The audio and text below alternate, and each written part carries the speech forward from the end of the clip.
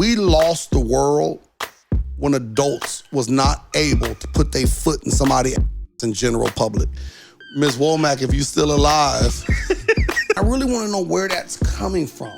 Like, why is gaslighting now the thing? How much difference do you see in the way y'all did things versus us?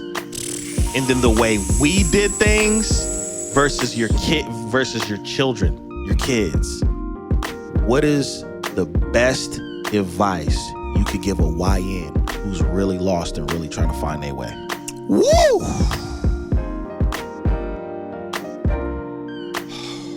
Hey, what's up, y'all? I just want to let you guys know that we enjoy and we appreciate all the viewership that we're getting. But the crazy thing is, looking at our numbers, is there's a large amount of you guys that always watch but never subscribe and turn the notifications on. And we know you enjoy the content. So in order to be notified in a timely fashion when we go live, when we're coming out with new content, please make sure you press the subscribe button and turn the notifications on at the bell so you don't miss anything exclusive or anything new that the Notion Podcast has to offer. Until the next episode, peace. Yo, you tuning into the Notion Podcast. I'm your host, Dizzy Dspill, and I got a great special episode for y'all here on the Notion Podcast. I got a special person in my life, somebody that I've talked about on different occasions, somebody that's given me a lot of game that I got a lot of love and respect for, and who I have today on the show, which we normally don't do guest hosts, but, you know, sometimes we make an exception here. I want to introduce my older brother, King Bleak of the Bleak Empire, man. What's going on with you, bro? Now, I want y'all to know, he did not want to address me as King Bleak. I did not. But I'm the king of my own castle. Nah, I did not want to, man. It's not like you're calling me your king. Nah. I would never, bro, you're not raising your banners. Nah, man. I am King Bleak is Bleak Empire, King Bleak, Bleak Darts. Y'all know about him. This is crazy. I shot a lot of y'all music videos. Well, you know what? Why don't you explain to the people on the platform about the Bleak Empire? Like, how did you get that started and things of that nature? Just real quick before we get into the topic so they get familiarized with who you are. I think that's very good because a lot of people don't ask that question. The Bleak Empire is actually a name that myself and my brother came up with. Trying to, rebrand because I used to go by, my last name, Media, and things like that. So I was like, well, I need to just have something that doesn't have my name in it. And we were coming up with names. And at that time, to me, it was a lot of dark times going on, presidential races, things like this. This was back in 2013. Yeah. 2012, 2013, 14, somewhere around there. I feel like the America itself, the world, everything was going through really dark times, but we still had to strive for success. Right. So what I wanted to come up with at the time was called the Bleak Empire, which means darkness and us being successful through dark times. So the Bleak Empire is being successful even when times are dark. That's where the name came from. That's what it stands for. Yeah. So what do you do? What does the Bleak Empire do? The Bleak Empire is a motion picture film company. Used to shoot a lot of music videos here in Sacramento before moving to Texas. I stay in McKinney, Texas, 25 minutes from Dallas. But now I haven't shot the music. Only music videos I shoot now is for my brother.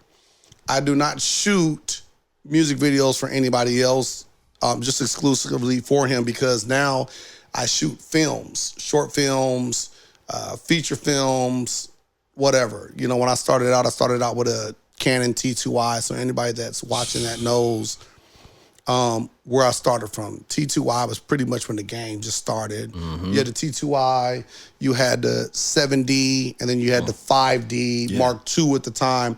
That was the three-headed combo that everybody was using. And we was always a small fish. Yeah. We was always a small fish. And now to have different cameras and be able to, get to a different level in life is great.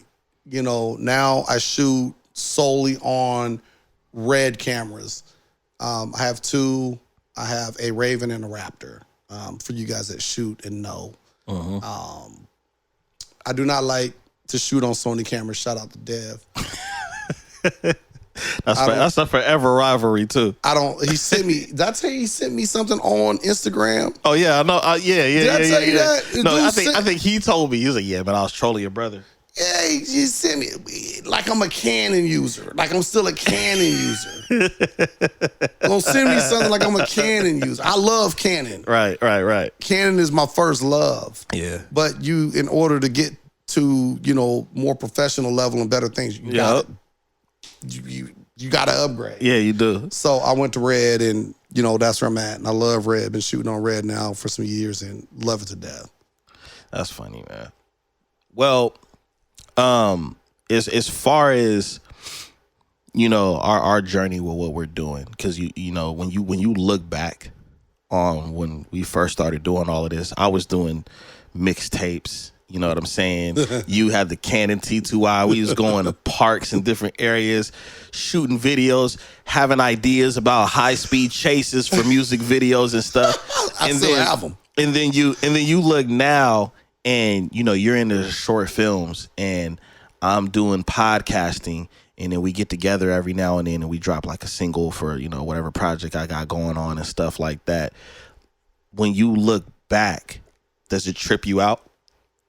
You know what I'm saying? Like what we're doing now and like how invested into it. Because you got to think, we're in a position now where it's like, man, if we had this, if we had that, we'd be up. And now we have more than that. More than that. Yeah. That is a damn good. That's crazy that you think like that. Yeah. Because I be thinking, I used to sit back. This is a true damn story. I used to sit back and wish I could have this type of camera. Have that type of camera. Yeah. Used to sit back and just idolize people that had that. Yeah. I used to be like, if we had that, we could change the game. Yeah. And now having way more than that, made so many different connections with people, have access to damn near anything, even an Ari if we wanted. Yeah. And I'm just not really a fan of the Aris, but even if we could, or even if we wanted to.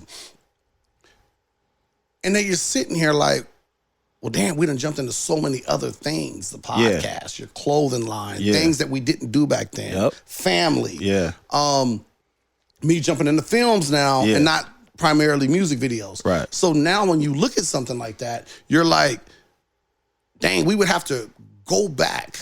I remember Jacob Owens, shout out to Jacob Owens, saying once he had made it, I remember him saying, damn, I missed the come up. Yeah. I've heard you say that too. The struggle. Yeah. You wish you could go back to that with the tools that you have now, but then it wouldn't have been the struggle. You would have already just been self-made on top. Yeah, it could have also like stubbed your creativity. It could have, because sometimes the least you have, the more creative you are. You know what I'm saying? Right, and I've seen a lot of people just in Sacramento, because I still watch everybody in Sacramento, and to see some of the progression or not some of the progression. But one person, like even looking that was on top back then was Jay Synth. Yeah, man. He was doing everything back then. To see that he primarily shoots for E40 right now and to see some of his quality, it's like, man, I am proud of that brother. He is really doing his thing, and whatever deal him and Sick With It has, whatever the case is, it is what it is. But to go back to what you were saying, it's you ask for all these things, you pray for all these things, and then God hands them to you. And now you're like, I gotta do something. Yeah. That's more pressure than not having it. Yeah. It's more pressure than it's more pressure than the early grind, because the early grind is like, hey man, we gonna do the best we can and see what happens. You have nothing to lose. But when you have everything, there's an expectation now. Yes. It's like, wait, hold on, you got this, and this, and this what you doing, or why wouldn't you do this, or when y'all finna do that? It is a lot of that is exactly what they say. Yeah. To have one of the baddest cameras in the DFW area, and everybody is waiting. Everybody's got their arms crossed. What you gonna do? Yeah. What you gonna do with it? And we have shot things, we just haven't put them out with that camera. Right. We have done things and put them out with the Raven, but not with the Raptor. Right. And Raptor right now is their flagship. Right. Which is a beast of a camera. But it is a lot that comes with that too. But man, to see where, you know, the evolution has been and to where we have evolved, sometimes just looking around, even when I look around the studio right now, it's like, damn, we've come a long way from, you know, the 2011, 2012 with, you know, setting up a studio in the garage and everybody out there sweating to death or we're freezing to death because there's no ventilation because you turn the garage into a studio at your house. And you know, to come from all that has been a journey. Yeah. And now you're sitting there with every tool at your fingertips and the pressure is even more bearing. You know, something that's crazy about that too is also, you know, the times when you were on the sideline watching the big dogs, right? And how different the game is.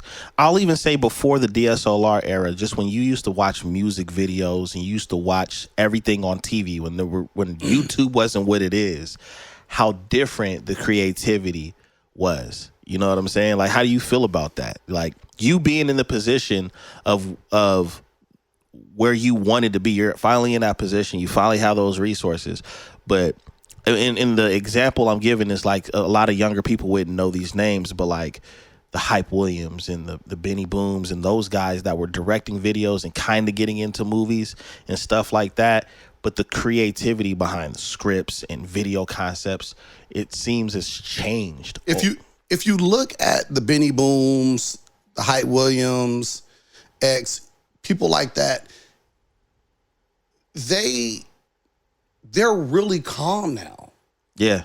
Everything is kind of cookie cutter for them now. Right. They're not doing the things that we used to look at back then and say, oh my goodness. Yeah. Like, wow, look what they're doing. They just next level and some of the thought processes. But when you look at it, they were way ahead of their time back then. Yeah, this is true. Now there's people that's surpassed them. And I don't think it's that people are surpassing them because they got more skills than the Hypes and all that. The game changed. It's just they're on a different level. These are the new people up. Yeah. So somebody's got to take the torch and run with it. It's kind of like sports, how sports has next gen stats that didn't exist, you know, prior. Yeah, it's like that. Yeah, for sure. I mean, you didn't have crash drones and crash cameras and, you know, mounts that you put on cars and you're flying around. You had those back then, but the level that they're at now and what you can do with it, completely different. Way different. There's so many things that you can do now with film, commercial spec work, music videos that you don't need much. Right. What you need now to get those things done versus what you needed back then. The budget is less. The budget's less because you can do more with less now. Yep.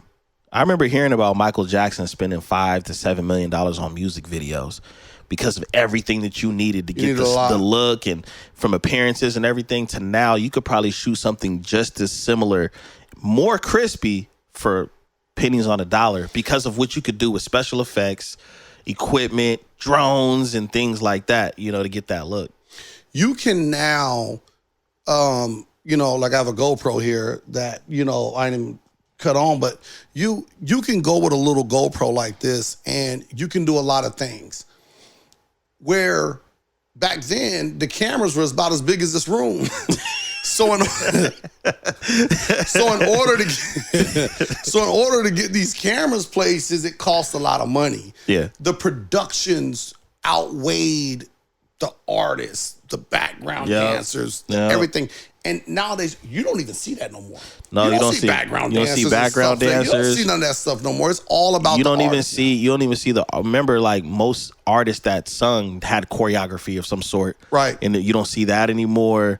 It's good that you kind of brought that up because I actually wanted to holler at you about that because of like the music background, the music aspect of stuff. Like with me being, you know. Me being your younger brother and then growing up and being an actual artist himself, And then you look back at those times when we was listening to CDs and tapes and people had street teams. The hustle is different. Oh, the hustle is so different from like the 90s and the early 2000s. Like I said, people had street teams. People were selling CDs out of their car and going platinum, like E40 or going gold and stuff like that. And now it's almost like you have to have some kind of niche, some kind of gimmick, or some kind of viral moment just for people to look at you. Attention span is shorter. Yeah, for sure. Absolutely. Attention span is way shorter. So back when, if you think of E40, the Tupacs and stuff like that, and what do we have? What was the name of the show? It wasn't called Jukebox, was it? Yeah. I mean, you had all those shows. So you had those shows. So you had those shows, right? Yeah. You couldn't click off of them. Yeah. You can't be on a computer and be watching something and it's sucking. You just cut it off. Yeah. Now you can do that. Yeah. Back then, you were controlled to watch that because, and the reason you watch that video and become addicted to that video, because you're waiting on your video that you wanted to watch to come out next. Yeah. And you were wondering when they were going to drop that video. Yeah. Now you just go to that video on your computer. Yep. We were forced to watch certain content, certain music videos and things. It's not like that anymore. So in order to hold somebody's attention, you do have to have a certain thing about you. Yeah. A certain niche where people are like, oh, that's cool. You can even see it down to the comedians or whatever somebody's doing. It's not just about music. Yeah. It's about anything. When you see what people are doing and you're like, man, I gotta subscribe to this or I gotta follow this, man. This dude funny, man. This is funny. Or if it's motivational. Yep. You know, the motivational people like, man, you know what? I need that pick me up every morning when I get up. That's to drive some kind of motivation. Yeah, to drive some kind of motivation. Yeah, for sure. So people didn't back then have the opportunity to tune in what they wanted to. They were forced to watch what the networks forced them to watch. Right. Now it's not like that. Yeah. I call it, me and D Hustle actually call it permissionless media. Because you don't need permission to put this out or to have your own lane. And like you said, we were forced to watch certain things. But I will say, not saying that was great, I will say it seemed like the quality was a little bit better in the type of music concepts or themes and styles of, like, you know, when somebody was dropping an album, it was a thing. You know what I mean? And then even from the beginning of the album to the end of the album, it almost told a story. You know, you had the album art. You could go in the CD books or the tape books or whatever, and you could look at the information on who engineered what, who shot what. You don't really, or even just when a music video came on and it had all the information about the song, now you got to kind of do a little bit more research on how this came about. There's no more introductions to new people either. You know, people will go on a tour, a campaign when they were first coming out. Now you gotta, you might hear a song that you like, you might see something you like, and now you got to go look the person up. You know what I'm saying? It's crazy. No. I was watching a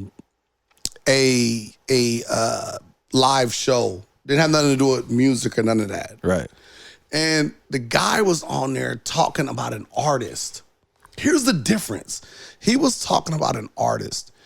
And they were like, oh, well, who y'all want me to play at the beginning of this? I can play this one. Everybody bugging out on this cat. And I'm like, who is that? Right. I never heard of that name before. I couldn't even tell you right now who the name was. I wasn't looking it up because I know it was going to be some YN stuff, so I didn't even want to look it up. Right. But when I think back on that, you knew, like I said, you knew who every artist was because you were forced to watch them. Right. Now you have an artist that can blow up over here in their own lane. Yeah. And that crowd of people and those fan type of people are going to watch that person blow up. Yeah. Now it's not like that. Yeah. Now, you know, it's not being stuffed in your face, so you don't know. Yeah. I mean, that's an example. I don't know who that person is, but apparently whoever they are hot. Mm-hmm. And everybody knows who they are. I don't. Yeah. I'm like that about a lot of what I see. A lot of what I see. It's the other thing that I was thinking about the other day that was tripping me out was the celebrity was the biggest thing in the world. You know, whether you were an actor, whether you were an athlete, right? Hell, even if you were like some kind of hometown hero, you know, because you were good in some kind of sport in high school, and you know, you put the city on your back. You know personally, right? Yep. So now it's the influencer. You know what I'm saying? Like it's the influencer or it's the new artist that blew up that you never heard of, but their fan base blew them up. That's the thing now.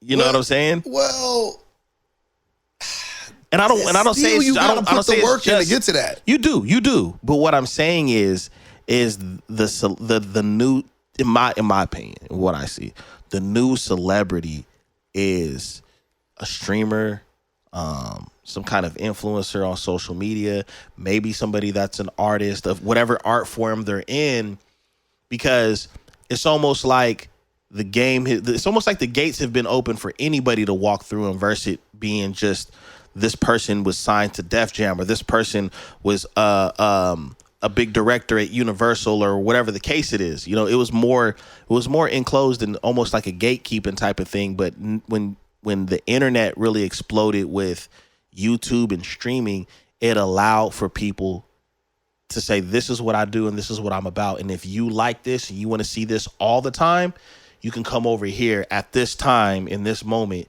and you'll always get this content from me instead of waiting around for when the next time you're going to see it, or if you ever see it again. Because I'm going to be honest, still to this day, there are songs that I may have heard once or twice back in the 90s that I thought was dope, but we didn't have Shazam. You know what I'm saying? There was no way to know who that artist was or whatever. You know what I'm saying? There is a song that will haunt me to the grave. It's not a hip hop song. It's not an R&B song. It ain't a country song. It had to have been an alternative song. And it had this breakdown in the song. And to this day, I can't even hum it right. I will never. I'm just hoping I'm on a long trip one day. And they just have a playlist. In the middle of the mountains. and this is the only station they got. And this song came out. It was in the 90s. It was in the early 90s. And it was a girl that sung it. She wasn't black. I don't know what the hell she was. She wasn't black. I don't know. And she was singing, and she just had this tune to it. I just do da da. And don't listen to that, y'all. Think it's Sade or it's not. I know all those people. Don't try to guess it in the comments. Don't guess it in the comments. Please don't, because it's not. Trust me, it's nothing like that. I don't know what it was, and that wasn't even the song. That was just a breakdown in it. Mm-hmm. Damn, dude. And it's. I know people gonna be trying to throw things out there. Trust me, you ain't got it. You do not got it. So did you only hear the song once? Used to hear it all the time. Okay, but so that was back in the days before the internet. So I'm gonna tell you what you can do, because this has worked for me 50% of the time. And this is before Shazam. What I would do is I would get on Google. I did that. Oh, so you already tried to type in song lyrics, era? You got to be specific. Bro, I done prayed to God.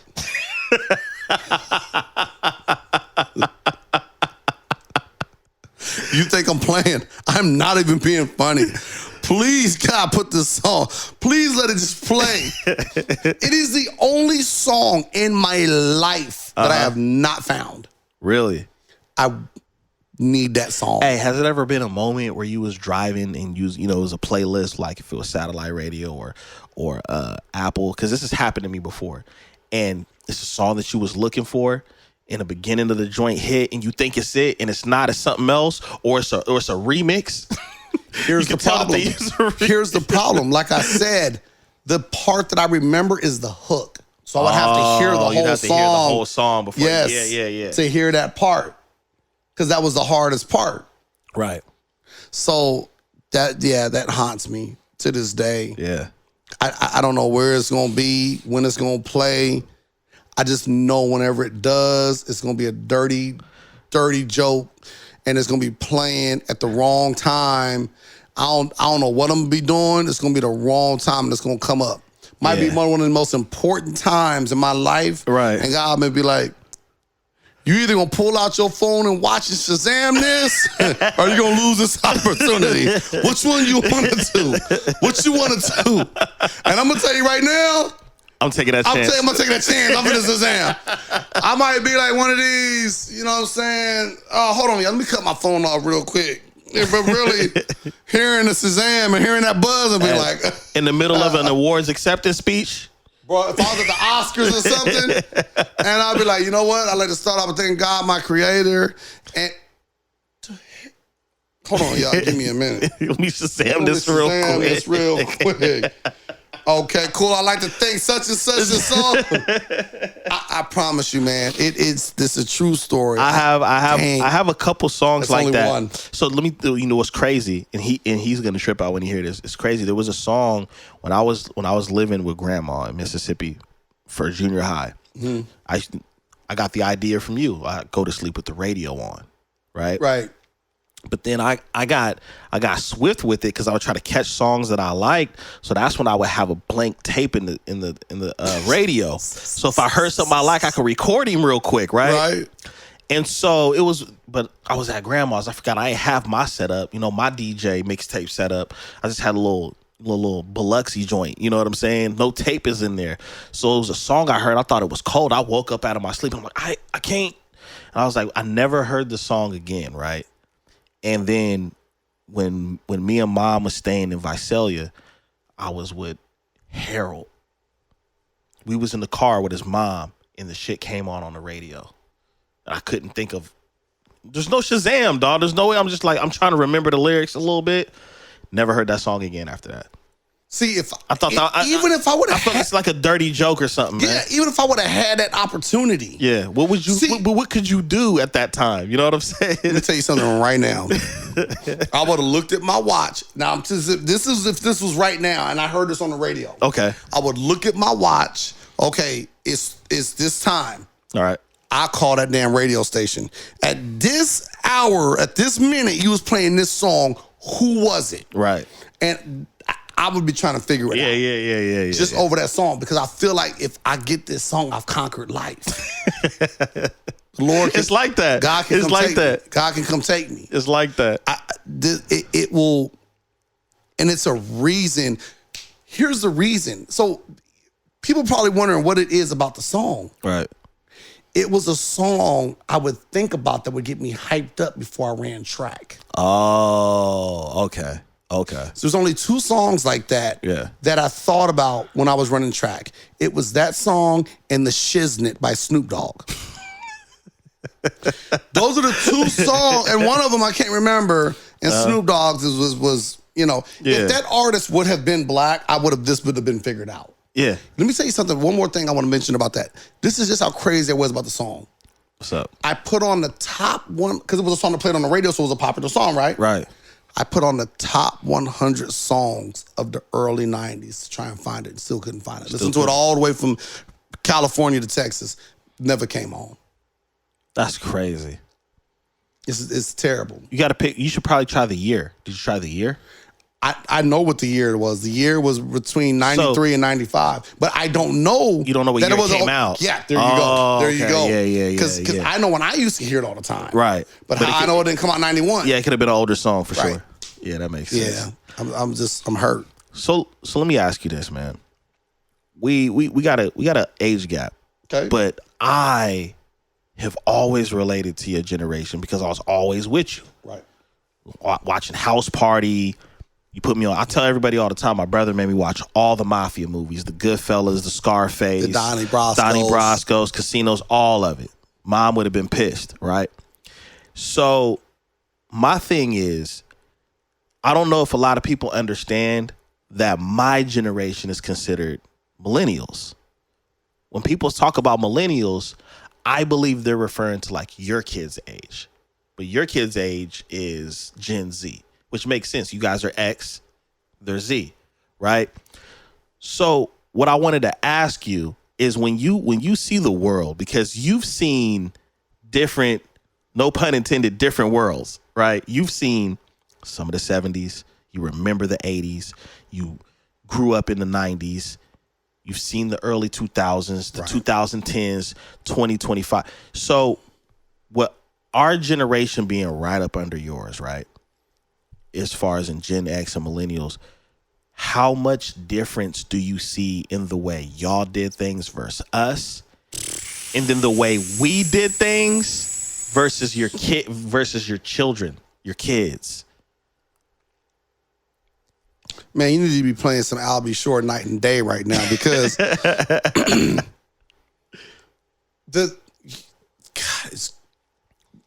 is a loaded. Oh yeah, I know. loaded. I know. Question. This world, I don't know how y'all operate on this. So when you're editing this, you just gotta do whatever you gotta do. But I'm gonna tell you right now, it was something I was thinking the other day when I was watching something on the internet. Mm-hmm. We lost the world when adults was not able to put their foot in somebody's ass in general public. When that changed, we lost the world. We look at it, the fact that there was a different respect from kids, even from adults, when you knew you can whoop somebody's ass and there was no punishment behind it but respect. Yeah. The world was different. Cannot nobody tell me that it was not. Nobody's going to tell me that it wasn't. When we turn that into abuse and everything else and whatever, now there is abuse out there. I'm not taking that away from anybody out there that, the abuse, that y'all go through. But I'm just talking about generally a kid getting out of line, acting crazy as hell in stores and everywhere else, and just need to be popped across their mouth real quick, zap, where they be crying, and they be like, oh, and they get that little choke. That's what I'm talking about. I'm not talking about general abuse where somebody whooping somebody's ass for no reason, right? Abusing people. When kids were forced to be held accountable for the way that they were acting, whether it was at home, school, somebody's house, or whatever, we don't have that no more. Yeah. You touch a kid now, that's coming with problems. So therefore, kids can do what they want. Some households ain't like that in the Deep South and stuff. Rules still apply. You still get knocked the hell out. Yeah, I mean, you get whipped at school by the teacher in some schools in the South. So I've gotten paddlings at school. Imagine that. I only got one by a teacher named Ms. Womack in Biloxi.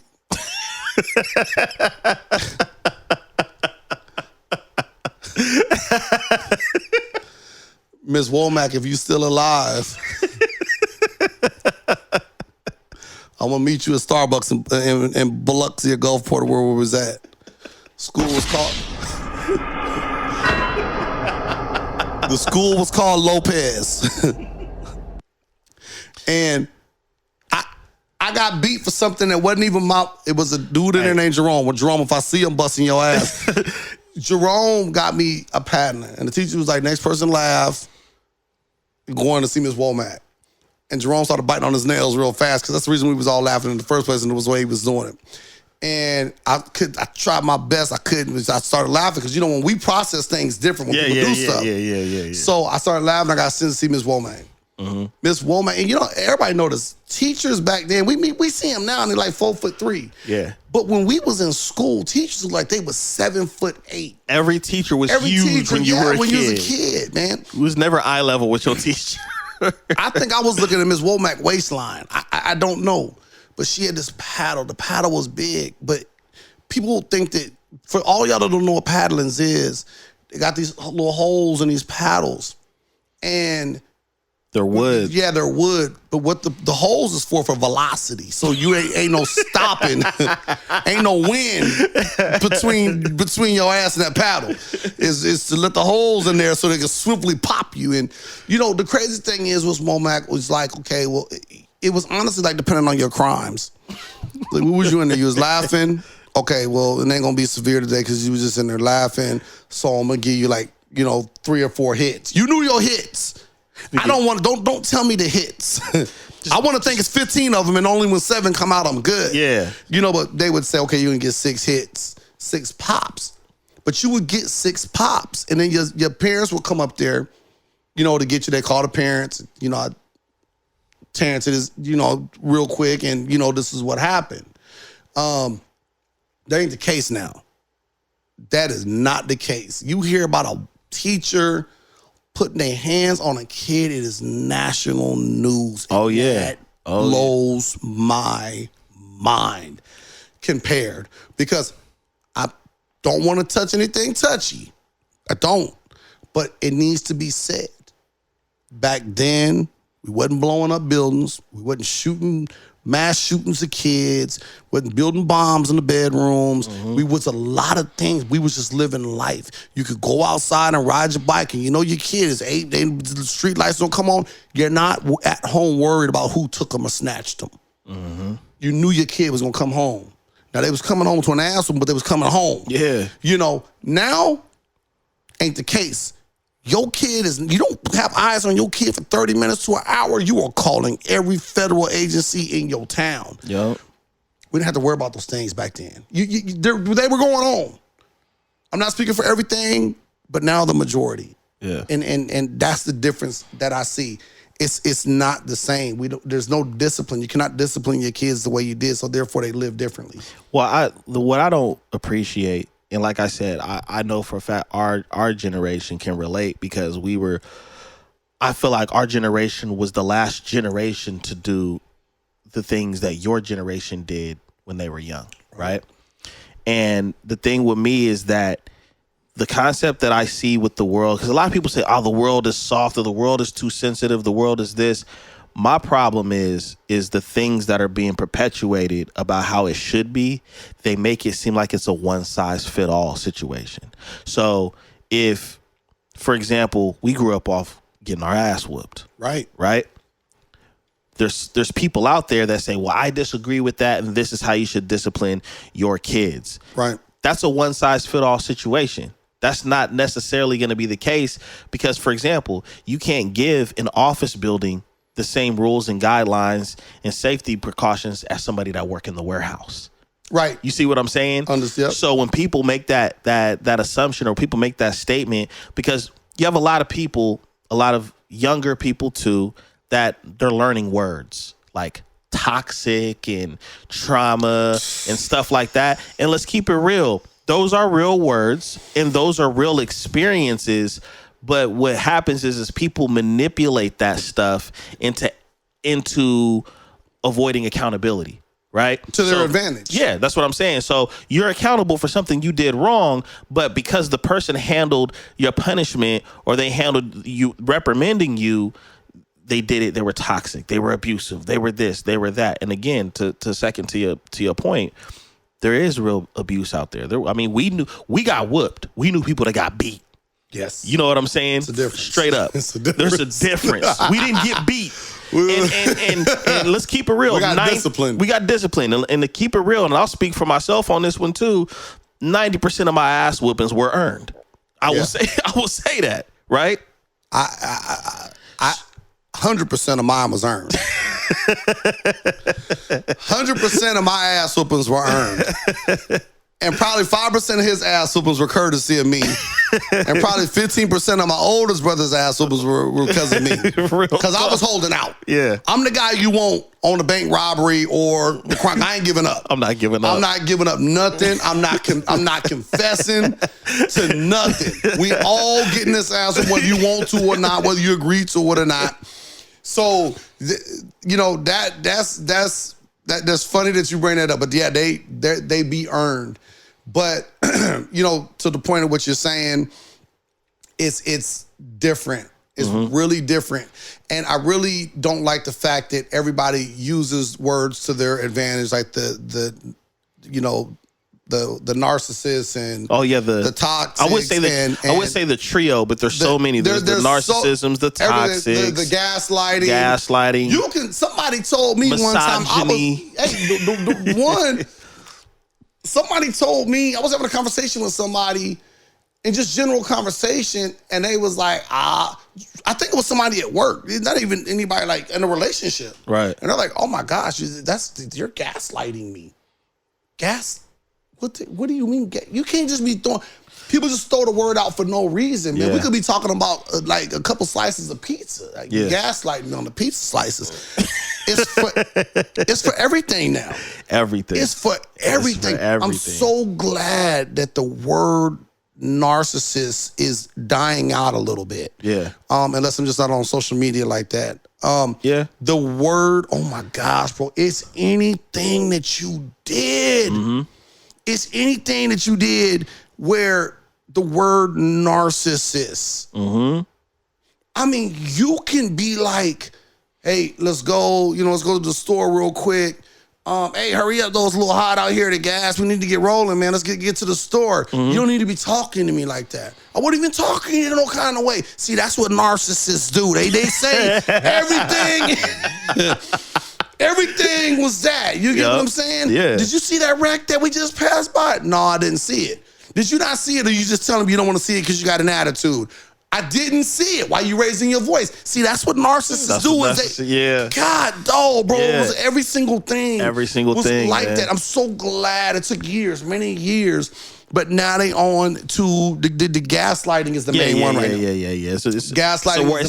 It's a word of the year. It's gaslighting was with the narcissist period. It was with that. It's like talking about the 1800s and the Roman Empire. So Yeah. it was part of that selective vocabulary. Right. But now that's the thing right now. Yeah, it is. Gaslighting. Yep. And I really want to know where that's coming from. Like, why is gaslighting now the thing? Well, the thing is that because we're in an era where people are able to articulate themselves more, because there's some good things that are coming out of the way things are being done now. People process their feelings more. They're more clear in what's going on. Well, you have the option. I won't say people are doing it more, but you have the option to be more clear, more transparent about the way you feel and not feel so judged, right? Because you have all of these different things that are now accepted that wasn't accepted when we were growing up. So even men can articulate themselves a little bit better than our fathers. You know what I'm saying? And things like that. But the problem is that it'll be a handful of people that have been sitting down with a therapist, going to therapy, and you're supposed to be going to therapy to, help build yourself back up or get rid of certain past issues, right? And they start hearing these terms. They start hearing narcissism. They start hearing gaslighting or any of these different misogyny, misandry, all of these different words. And instead of looking at that session or looking at those experiences or just whoever you're having a conversation with and you're using these terms, those terms are to describe certain moments and experience, not to weaponize it. You know what I'm saying? And run around and be like, yeah, there's that and the other. You know what I'm saying? And the crazy thing is everything that you said, right? Some of those things could be diagnosis. That's the way people are running around and using it. Let me tell you something right now. This is for, and let's be clear, y'all. This is 90% a woman thing. Yeah. I don't know about you. I have yet to hear a dude walking around talking about, man, that girl narcissist. I ain't heard it. Let me tell y'all something right now. I have not heard that. If I'm a woman, if I'm a man cheating on, I gotta get this little sound bite because I need to be clear about this. If I'm a man cheating on a woman, don't call me a damn narcissist. I'm a damn cheater.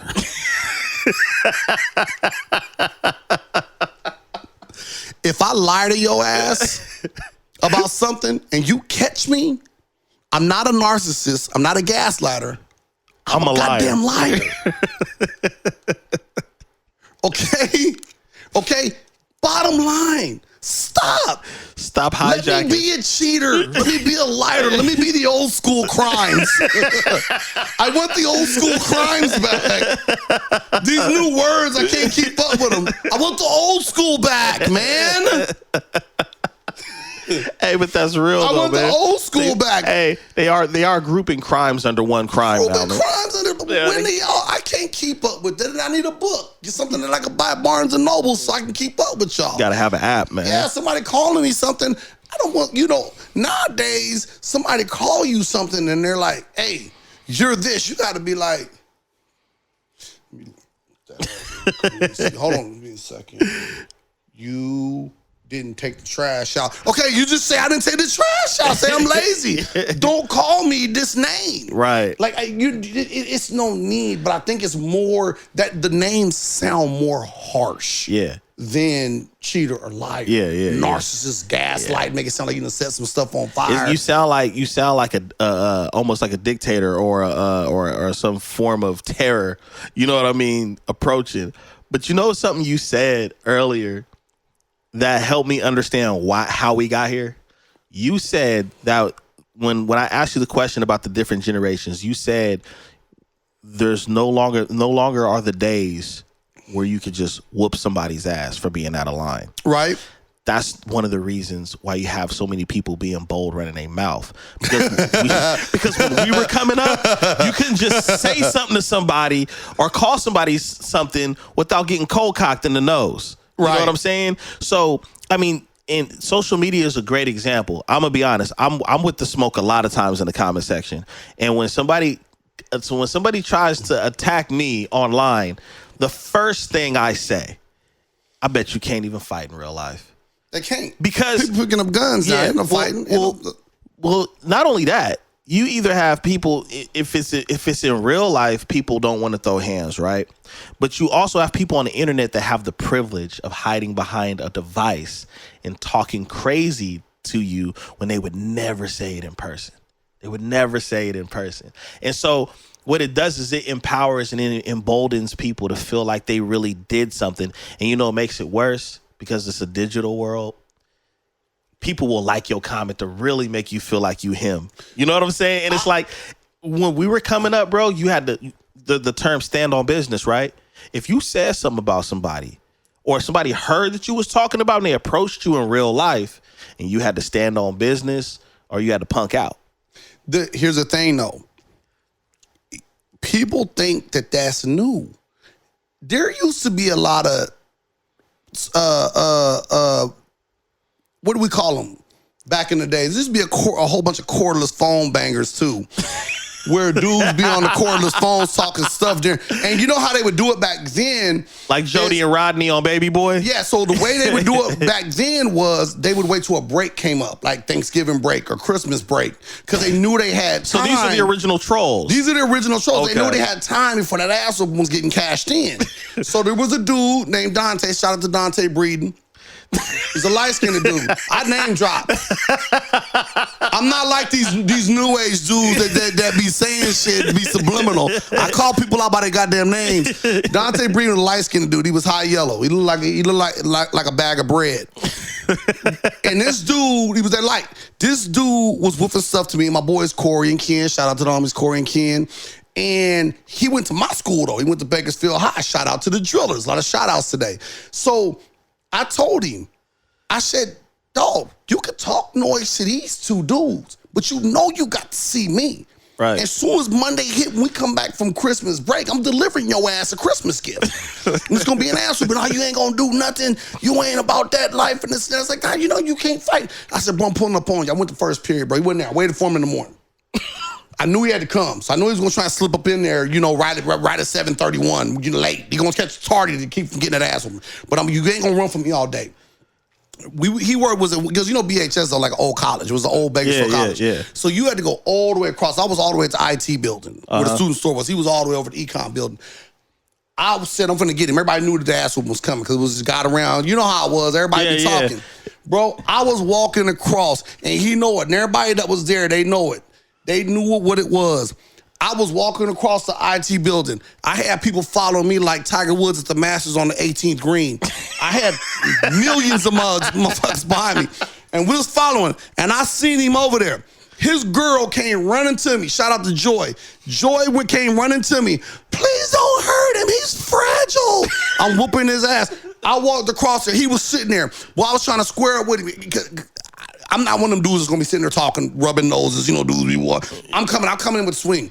And I remember getting ready to try and pop him, bro. Right when I called him, when I knew he was gonna stand still, right when I was gonna swing on him, security dived on me and got me. I ain't get him. I ain't get you. we ended the beef.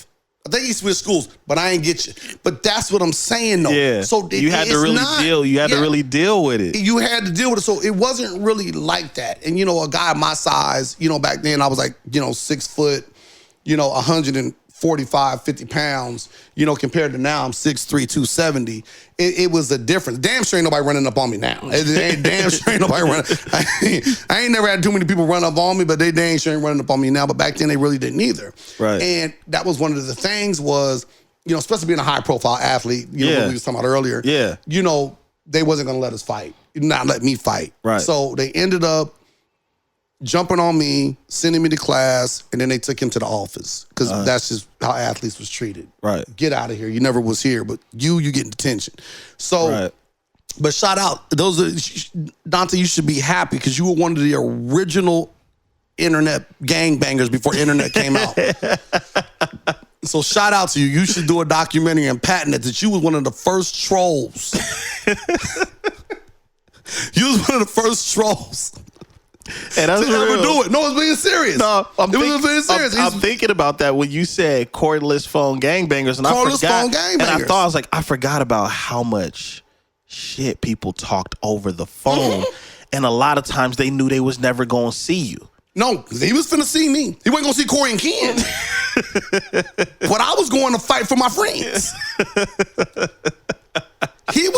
I had 3 ass whoopings to hand out for me, Corey, and Ken. It was 3 ass whoopings getting handed out that day. He was catching all 3. Bro, and to be serious, I'm not even being funny, y'all. Y'all probably think I'm trying to be comedic. I'm not. I was seriously baking. I was baking like rotisserie in the summer sitting in my first period class. I wanted him so bad, bro. And he was talking shit like a week before we was go back to school. So I was just stewing over it. Right. And he was still talking. And I hear from the honeys. Dante said they gonna find you out when they see you. And that dude ain't finna do nothing. This was back when light-skinned dudes was on top. And he was extra light-skinned. And I was finna batter and bruise him. He was gonna be my color when I was done with him. That's when they was on top and it was talking noise. And I'd be damn if I was finna let the light-skinned dude, it wasn't happening. Right. I was so sizzling. I was finna do back then. What I was doing in the mode I was in is what y'all call right now crashing out. Yeah. I was crashing out. I didn't care about track. I didn't care about football. I didn't care about nothing with the team. Yeah. Dude was talking some disrespectful stuff. He's talking about me, my partners, and the honeys. It wasn't going down. Dante was gonna be doing no breeding after I was done with him. Even though that was his name, Dante Breed. Shout out to you, homeboy. But that's what it was. So it's not about internet gangbanging. Yeah. The gangbanging been there. It just was when cordless phones, household phones. Yeah. Plug-in phones, things like that. But it's always been there. It's always been there. It's always. So when you see, what's the difference? Let me ask you this, because you can sit down with me in my generation. We're gonna have our perspective, and you can sit down, with your kids in their generation, have their perspective. What's the difference you see in our generation and your kids' generation, being older than both? I'm not worried about my kids because they picked up me. Right. Because I was in my kids' lives. Right. So my kids have old school value. So that's the difference. Mm-hmm. So when you look at that, you have to look at, and it's something that you and I talk about. Mm-hmm. It's the same thing they say when you're in sports, right? Let's look at the two, you guys. Right. The same thing they say in sports. You're only as good as your weakest player, right? Yeah. It's the same thing when you're raising kids. Your kids are only going to be as good as you teach them. Yep. If you're not in your kids' lives, they ain't gonna be nothing. Now you still do trip up. Your kids still do go off the grids. I have one. I have them. But you can only teach them to be better. God willing. Whatever the case is. Right. But it's all in how you teach them. My boys have old school values. Mm-hmm. They know about opening the doors for a woman. Chivalry is not dead when you're in armor. Mm-hmm. They're going to open the doors. They're going to take care of others. My son, a Christian, he at the age of, he about to be 18, at the age of, I think, 13 or 14. Mm-hmm. I come to find out, I was giving this dude money for school. Mm-hmm. Dude had too much money to be 13 years old. Right. But he's blowing through it in a week. Mm-hmm. So, bro, what are you doing with your money? Mm-hmm. What's going on? Y'all, Dad, I just had to get this, and that. Finally, I sat him down as a Christian. Tell me what you're doing with your money. Right. Come to find out, one of his friends, which is still one of his good friends, mom had lost her job. Mm-hmm. So he wasn't eating. The family wasn't eating. Mm-hmm. So Christian was taking the money I was giving him and giving it to the family. Wow. I didn't know that. So that's how I teach my kids. Yeah, that's how I teach my kids. So I've always taught my kids, if you remember, even when we stayed out in Plumas, yeah, the kids, I stopped one day and they had got some money. They'd earned some money. And I said, I want you to take $5. And you see that homeless dude over there that's over there begging? I want you to go over there and give him $5. And they said, Dad, wow, the dude probably fake jaking or scamming. I said, it's not for you, that's for God. But he's asking for money, and what you're going to do is you're going to go over there and you're going to give. Yeah. And it'll come back to you tenfold. Yeah. Kids have never forgot that. They've always lived by that, and they've always helped people, and they've always seen it come back. That's the key. You got to teach them different. Right. I teach my kids old school value. Right. That's why it's important to have your family in your lives. I think if you remember one thing that I told you when you started having kids, I said, bro, listen, one thing that I wish I could go back and do is, rather than arguing with my ex-wife, was to spend more time focused on my kids. Right. So that's why I always said, no matter what y'all do, you know, and I respect, you know, what you and your wife have, because, you know, I always brag about that. So my brother is not like me. I was a damn gigolo. My brother's not like me. I said, always focus on those kids. For sure. Trust me. You don't want nothing else. I don't care what y'all are going through. Focus on those kids. It's important. Right. A lot of families, a lot of kids are lost. We call them Gen X's, Z's, P's, Q's, Z's, whatever the case. We call them whatever. But it all starts from that house. It's old school values. Yep. It starts from that damn house. These kids they're not given a clipboard with how they're going to grow up when they're coming out the womb. Oh, yeah, for sure. It's up to the parents to teach them in whatever direction you teach them, whatever they see, that's what they're going to go off of. Yep. They're going to do what you do, not what you tell them. Yeah, they're going to do what they see. They're going to go out there and what you let them do. And that's why you got to jump on them early. Yeah. It's so important. But back to your question, though, I am worried about the future. Like, honestly, you know, I'm damn near about to be 50 in some years. Let me tell you right now, I don't want to see it. I'm trying to get my kids prepared. Yeah. I got a couple businesses, and I'm building it for them. Hopefully they take it. Yeah. They run with it. Yeah. They got many options. I'm trying to give them options to be their own boss. That's all I can do. Right. But the world itself, I am in fear for what the next few generations have coming. Yep. And and with my kids being so young, I think about that, and my first thought was, yeah, I got to make some things happen so they got that little shield. Because, you know, when we were raised, we were told certain things, but we were taught to be, you know, self-reliant, make sure you can go get a job and keep a job, which those were good values. But it also worked way better for them than as the newer generations came with cost of living and all these different things. But when you just see how easy it is for someone to be lost or for someone to just fall by the wayside and never really recover, it's like, man, you gotta make precaution after precaution after precaution to make sure that not only do they fall, but they don't fall too hard to where it's almost impossible for them to get up. You know what I'm saying? And so when you were saying things like, yeah, I'm trying to build businesses and do this, that, and the other, these are the things that, like, I've talked about a lot, not necessarily saying it like you, but basically echoing the same thing. Like, man, we got to get prepared and get these people prepared because, for example, this AI thing, right? And I don't want to go too far off into it, but think about how the older people in our family, our parents and stuff like that, how much how challenging it could be for them to operate like Facebook and social media, smartphones. You know what I'm saying? The OGs. Yeah, you know what I mean? So, you know, numbers real big on their screen and stuff. So you see that, right? But we give them grace a little bit because they're older. They come from a different time. But check this out. But imagine younger people being in that same predicament because of how fast the world is growing, you know, with AI and technology, that younger people could be left behind because of how rapid the world is changing. Just think about how we apply for jobs and how you could apply for a job now. Oh God. You see what I'm saying? You know what just things like that. But before you dive into that, I got to ask you two questions, bro.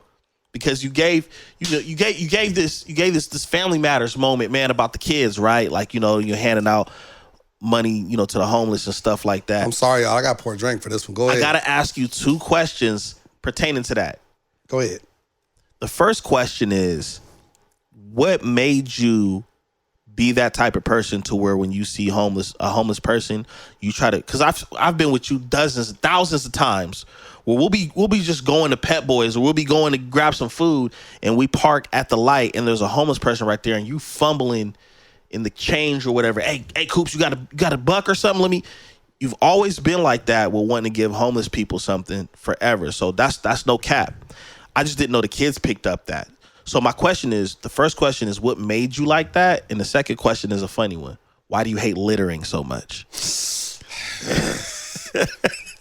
I don't know how the hell you remembered that. I don't even know how the hell you asked me that. The second one. Giving. It's not always about giving tithes in church in order for the Lord to bless you. Yeah. It's about giving to God's people. Yeah. That's not why I did it. I did it genuinely from the heart. Right. And it became a thing. Mm-hmm. The first time I ever gave was in the 8th grade. I'll never forget it. And it was somebody that was by the mall. Okay. I'll never forget it. Mom and Dad had gave me $100 in $5 bills. It was $100. Whose idea was that? Our dad's? It was definitely our dad's. It's $5, and it was in bubble tape. And they gave it to me. And I remember going to the mall and I was going to buy these Adidas that I wanted, that I had seen. And there was a dude outside. He was asking for money. And I gave him $5. Mm-hmm. Just off the corner, kind of to my heart. I gave him $5. Gave him $5 of my dollars. In the 90s, too. In the 90s, yeah. Early 90s. Yeah. And I gave him $5. And I went in and brought my shoes. It was like $76. No, $56. It was $56. And I had a little bit of money left. Was walking home. Mm-hmm. And lo and behold, my eyes, I looked down, there's a brown paper bag. Mm-hmm. And under was a $10 bill. Same. And I was like, well, oh my God, it's a $10 bill. Yeah. I made $5.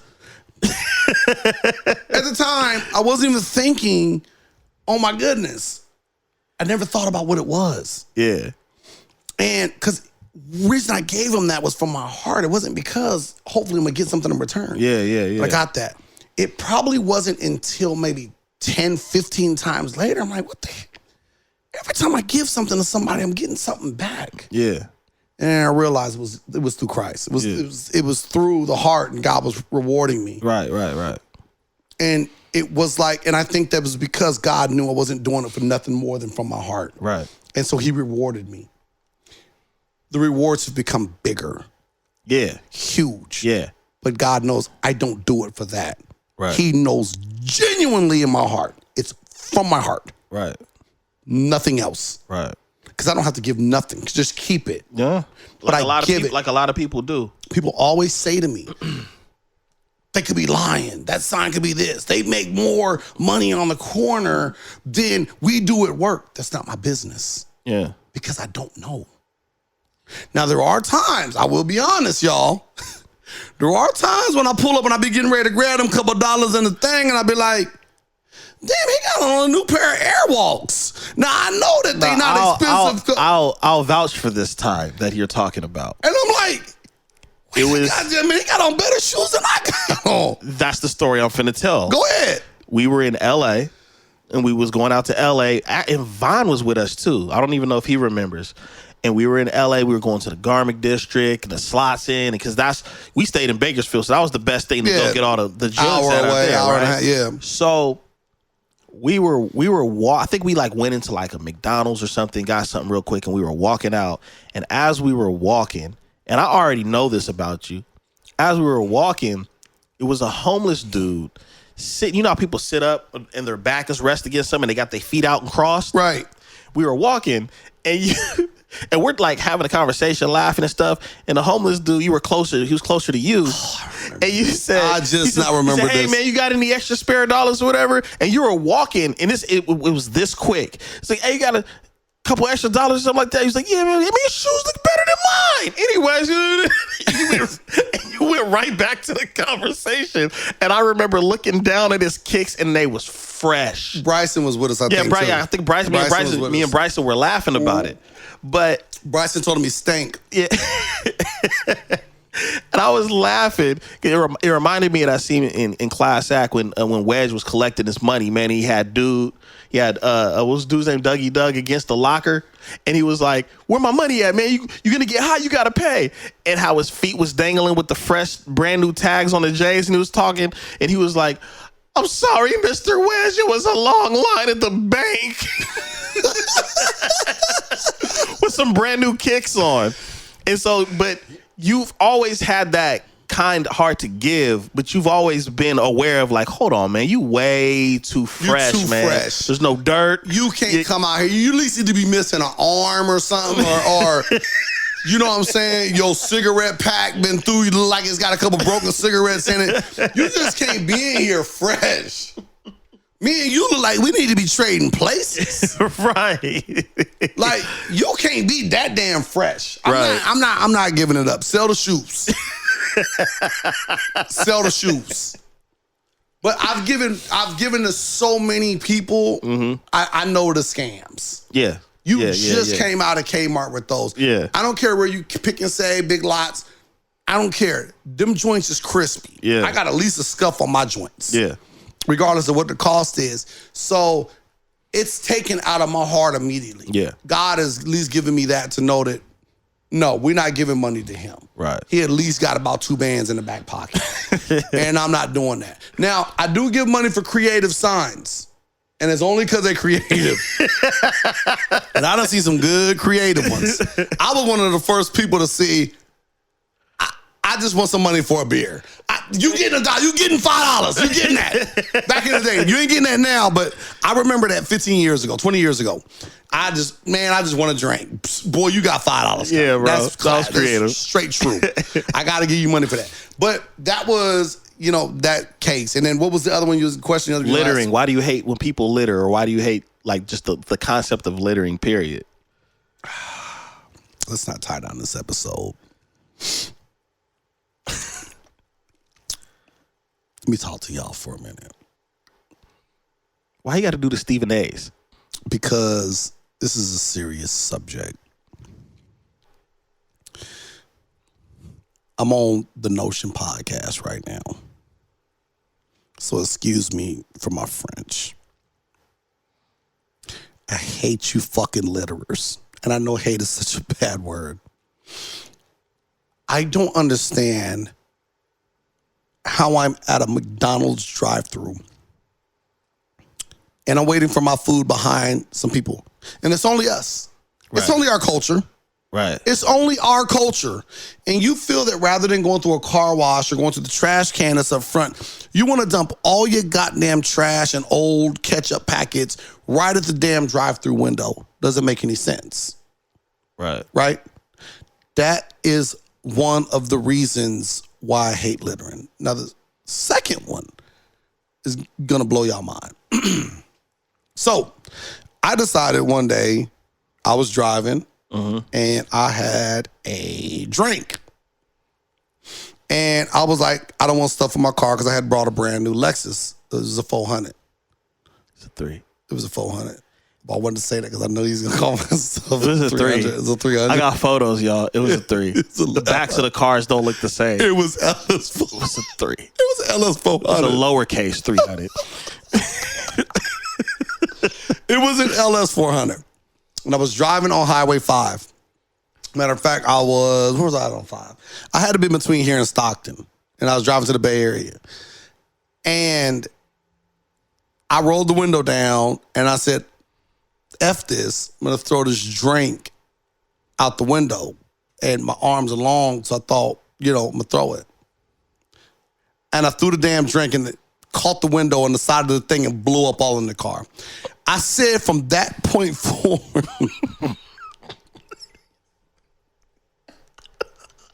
I will never litter ever in my life again. That was karma, instant karma. I cringe at litterers. I hate litterers more than anything in my life. I don't like litterers. I don't know what it is. I don't like people that litter. I don't think it's about, listen, let me tell you guys something. If you happen to be, somewhere and you're doing something and you feel like, okay, only like littering biodegradables. You got to throw your coffee out, throw it out. You got to throw your water out, throw it out. You got some gum in your mouth, throw it out. Anything that can disintegrate into, the asphalt is fine. Throwing out paper and aluminum foil and ketchup packets and Pampers and piss bombs and whatever else you throw out, that's just unacceptable. Right. Okay? It is unacceptable because to me, you first off, you have no respect. Right. I don't like you. Litterers, I don't. But that's my thing. One is the fact that I can't stand to see people just dump trash out. Yeah, instead of just taking a few seconds to just throw it away, yeah. Right, and then you wonder why your property value's down. Well, because you're littering through your whole damn neighborhood. Right. It's stuff everywhere. Well, I don't want to buy in here, so your property value goes down, whatever the case. And then the thing that happened to me was instant karma. Instant karma. And I had that straight look on my face when I threw it and it blew up and it was all over my clothes, face, seats, and I just drove and I was just looking straight. Because I knew better.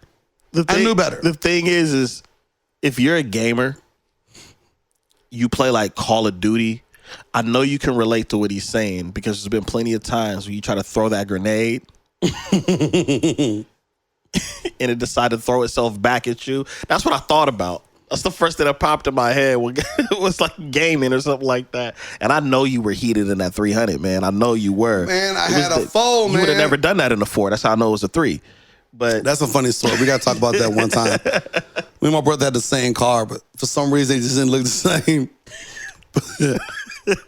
We got to talk about that in another segment. It's just something ain't right.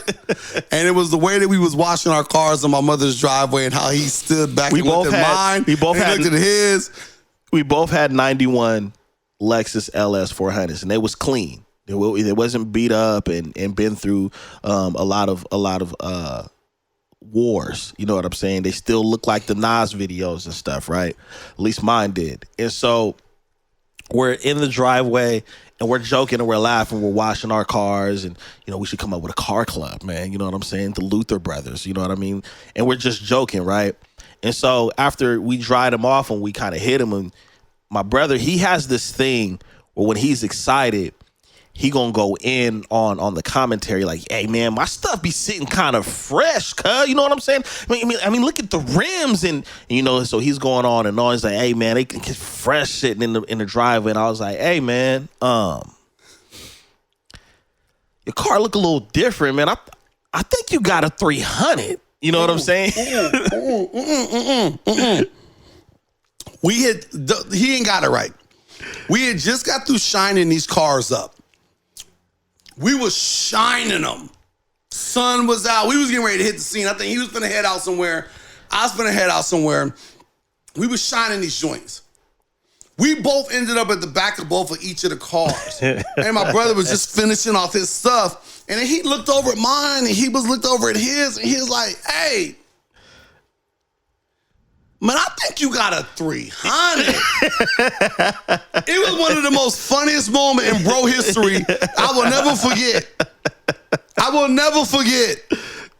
It was that was the one of the, that was funny, y'all. Like it was more to it than that, but he's never let it go. Yeah, I'm standing on it. It was a 3. He know I be having the freshest whips. I mean, I bust the dope moves. He know I had the freshest whip. But that was funny. But anyway, that's the answer to both your questions right there. Man. Okay, yeah, I had to ask, man. I had to ask. Before we wrap up, before we get out of here, man, I want to ask you. So I was talking about generations, comparisons, and you've seen a lot. We've seen a lot together, even with, different ages, right? I wanted to ask you, because for those that are close to our age and those that are younger than us, it's a good conversation. Right. With you approaching 50 in a few years, right? You just gonna call me out like that? Yeah, you said it earlier. I just said I was a few years away. I didn't say I was. Yeah, man. Go ahead. Since your 50th birthday is tomorrow. 50th birthday. I'm a Libra. Go ahead. So, as far as in everything that you experienced in life, because you've said something, we've had these conversations, and it mainly be because a song came out from a time period, right? Mm-hmm.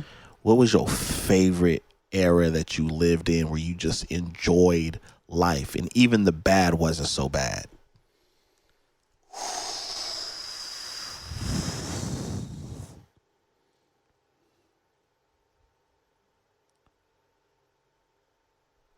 Oh, you got to think about that one. That's tough. Because it depends on what we're talking about. Like, overall? If you had to sum up an era of your life where it was good, but when you reflect on it, it's like, man, there was some good days, and even the bad days wasn't that bad now that I look back. Early 2000s. So 2000 to 2005 or 2001 to Let me take that back. Because the early... Because that might have been... Because 99 could kind of count as the early 2000s too. You know what? Let me take that back.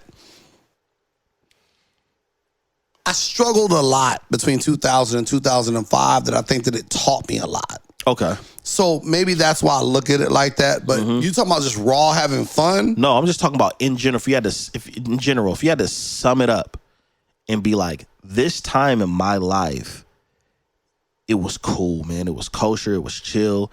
Great times, but it was consistent. And I had a couple hiccups here and there, but I probably thought they were that bad. But when I look back, it's like, man, it really wasn't, because I was still blah, blah, blah, blah, blah. Educational wise, 2000 to 2005. Recreational and learning and finding out about myself was probably 2010 to 2014. Okay. So I think that there's two different levels to that. One was based on just figuring out life, and that was the early 2000s, and figuring out what I wanted to do. I think about those times often. And then 2010 to 2014 is where I was really finding out, like, okay, this is what I really want to do in life, and ran from there.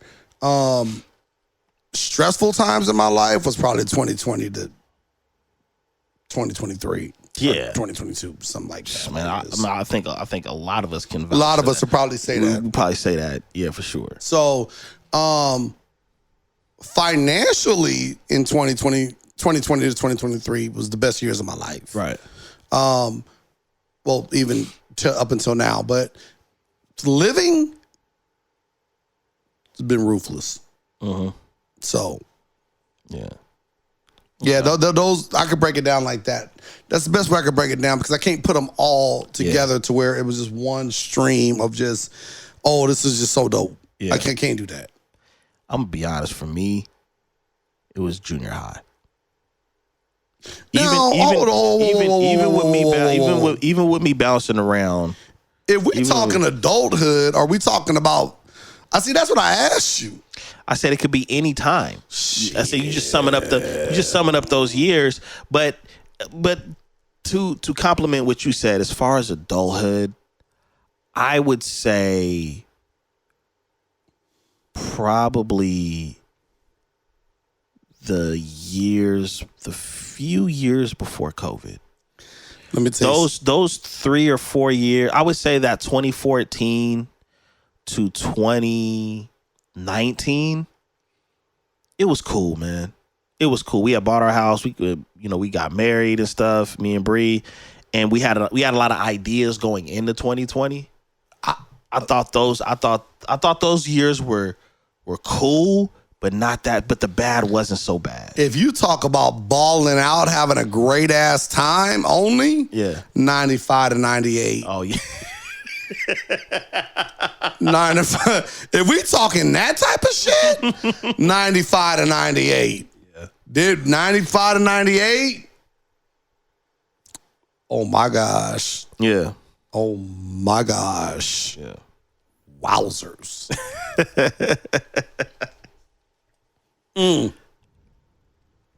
As a kid, young child, well, young adult, 95 to 98, college years, Yeah. legendary. Okay. So this is what I'm gonna ask you this question. I just thought about this on top of my head before we get out of here. I want to, because I want to do this. I think this is going to be something cool. The first question I want to ask you, and I'll just have you answer it, and then I'll go to the second question. The first question I want to ask you is, what is your favorite thing about being a father? Teaching. Okay. Teaching my kids. Showing them that they have a hero in life. Okay. Show them that no matter what the situation is, you don't give up. You fight. Right. Fight to the death. Right. That's the best part. And then to see the rewards of your teaching. Yeah. That's it for me. Okay. It's what I teach my kids. That's perfect, because it's going to go. Been in my kids' lives. Y'all know I have 5 kids. I have 5. And I'm in all my kids' lives. Y'all fathers, save y'all kids. Despite they mothers, save y'all kids. Go ahead. Next. This is going to go perfect. We talked about the difference in generations and things like that, and how we came up, and what, how I can relate to you with the age gap and all of that stuff. Younger people get a lot of flack, either because a lot of older people think that they have it easy, they don't have morals like we discussed, respect and things like that. What is the best advice you could give a YN who's really lost and really trying to find their way? Woo!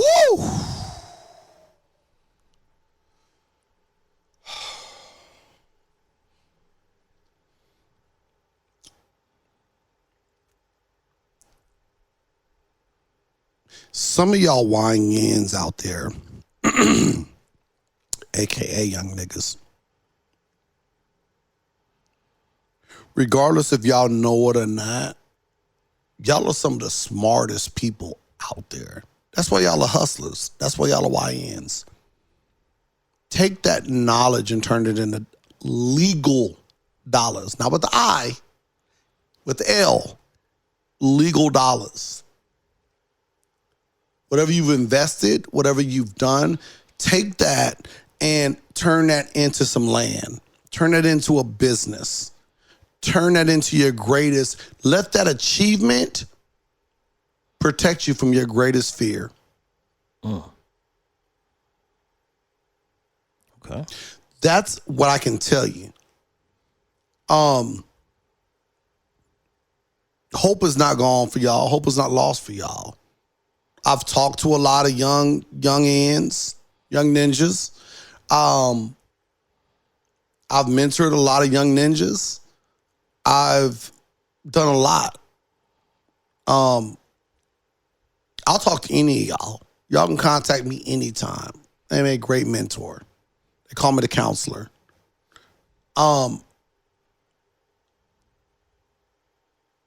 If you're free, if you woke up today, God has given you, God, the Almighty Father, has given you another day to be great, to improve, to rectify the bad.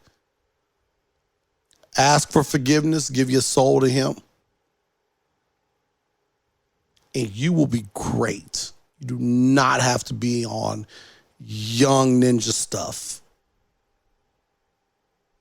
You can still have fun and have a great career.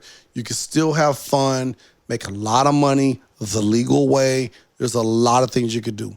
But some of y'all young ninjas, y'all just don't know how smart y'all are. Switch over from illegal to legal. You're going to get the same result. Because one thing that doesn't change from illegal to illegal is the mind. That's my advice. Whew. Deep. I respect it. Man, I respect it. We gonna go ahead. We gonna get out of here, man. I appreciate you being here, bro. I think this is a great conversation, man. And YNs, man. Everybody's not betting against y'all. You know what I'm saying? Sure not. But we finna get up out of here. Enjoy the rest of our day.